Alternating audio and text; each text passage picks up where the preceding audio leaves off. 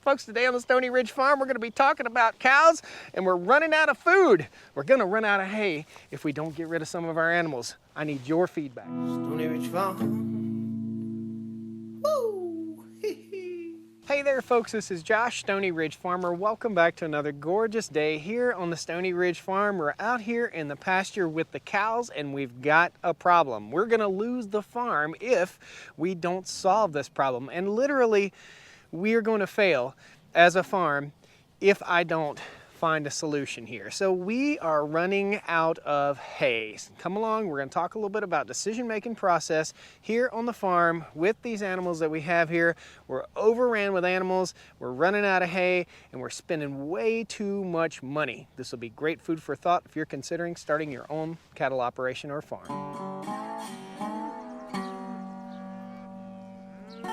Welcome back, friends, to the Stoney Ridge Farm. All around us is a 150-acre first-generation farm project, and I'm learning as I go. This is a regenerative farm. This is not a farm where we use commercial fertilizers. This is not a farm where I medicate my cows if they're not sick. I don't believe in vaccinating my cows for things that they don't have or have no risk of getting. The cows on this farm stay on this farm forever until they leave this farm, and most of the time when they leave the farm, they're leaving to go to freezer camp. So these are beef cows. Most of these cows are female cows that are here as brood cows to produce offspring.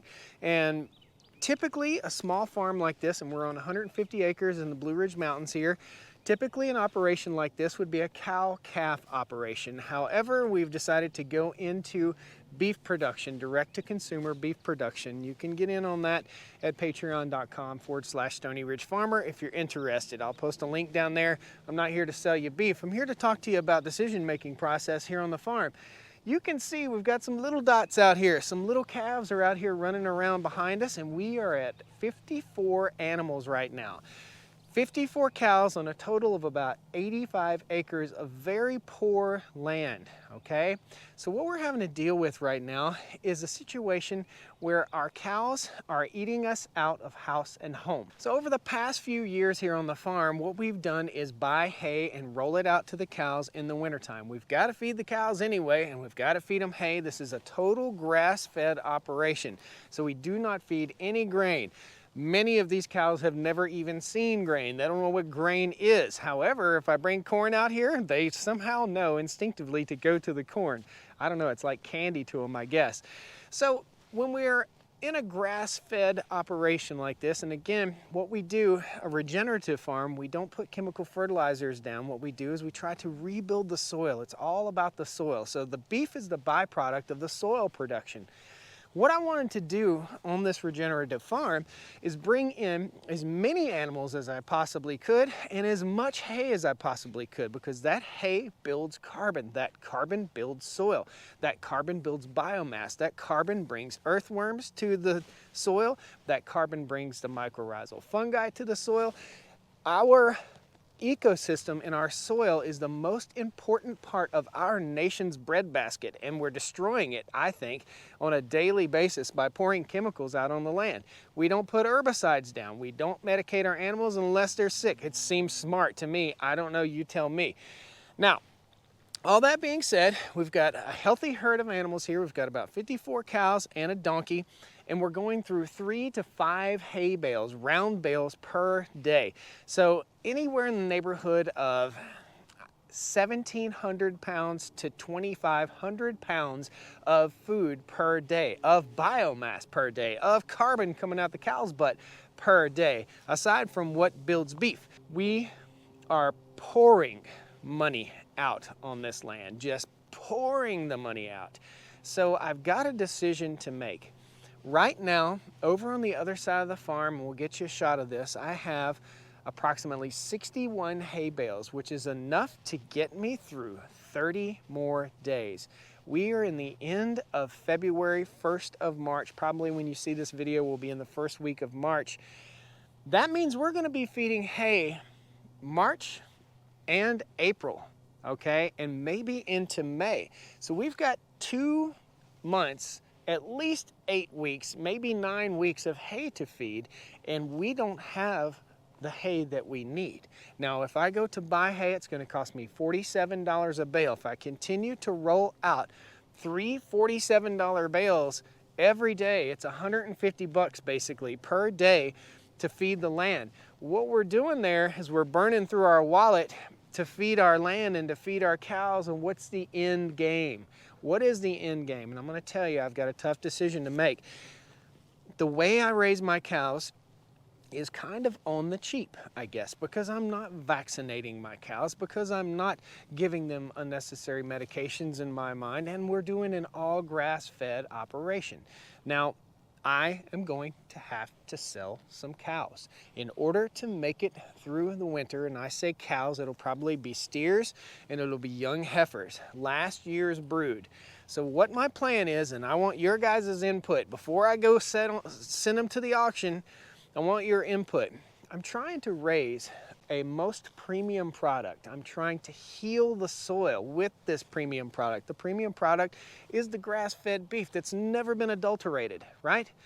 However, we've come to a point where the financial balance is way up here and the reward and return is way down here. We're gonna have to equalize that. Now, if I take, let's just say for instance, a 500-pound cow to the market, what am I going to get for it? If I had a 1,000-pound cow, they're going for about $2.55 per pound right now. So if I have a 500-pound cow, we're going to net a significant return. In other words, we're going to make enough money to pay for all the hay for the winter time. And all of our cows here are reproducing at a very rapid rate. So I have approximately 28 mama cows that are going to produce offspring. I'm going to have to get rid of some mama cows. I hate to do that. So here's what my plan is, and I want you guys, please brainstorm with me and post comments down there. My plan is to load up at least 20 cows and take at least 20 cows to market. Try to keep around 30 to 35 cows. If I do that, when I say cow, I mean bovine animal. I don't mean steer, I don't mean heifer, I mean animal.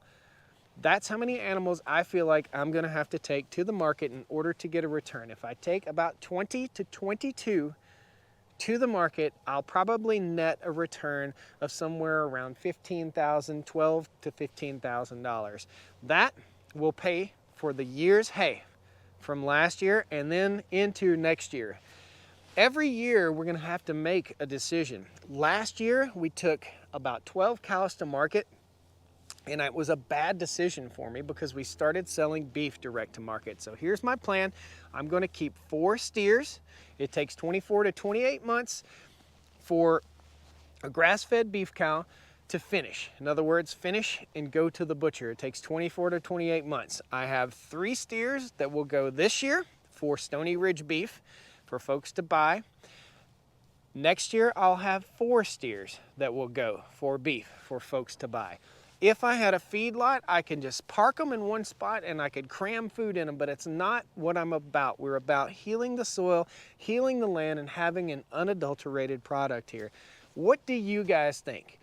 Give me a solution that's a viable solution for my hay woes. I have hay woes right now. So I just simply can't afford to put $150 worth of hay out on the land and go buy more. We have well over $10,000 worth of hay that has been consumed so far here on the farm this year.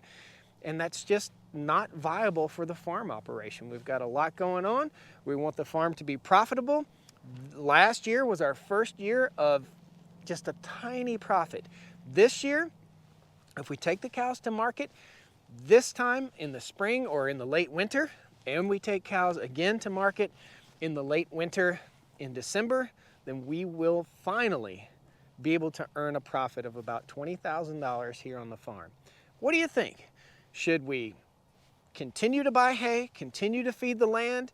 And when I talk about intensively grazing and intensively feeding hay here, when we have a massive amount of animals, we're eating a massive amount of food and producing a massive amount of manure on the land. So what we're really trying to do is put a lot of pressure on the land so that we can build our soil much more rapidly than it would naturally occur.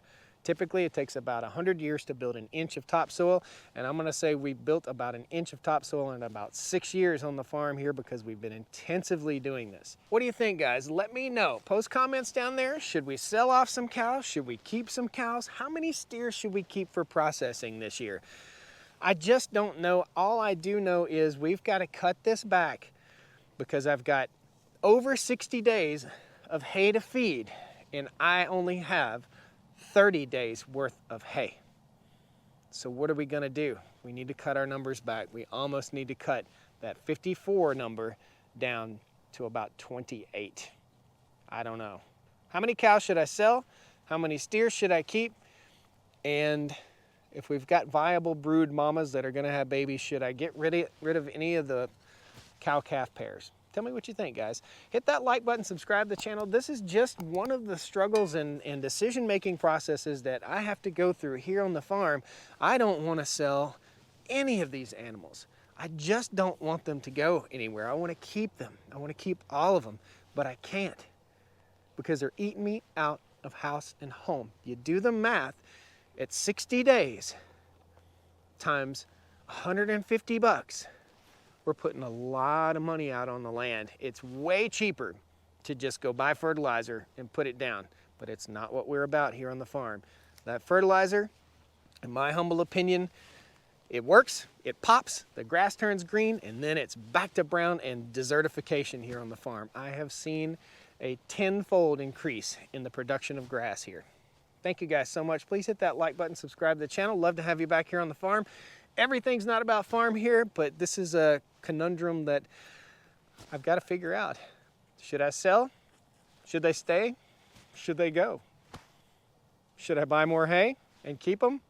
You tell me. See you guys. Have a great day. Thank you so much. Hit that like button, subscribe to the channel. Love to have you back here on the Stoney Ridge. Right, girls? Right, sweetie. This is my sweetie. Hey, girl. Take care, guys. Well, come on down to the Stoney Ridge. Bring your wife and bring your kids. We're living life.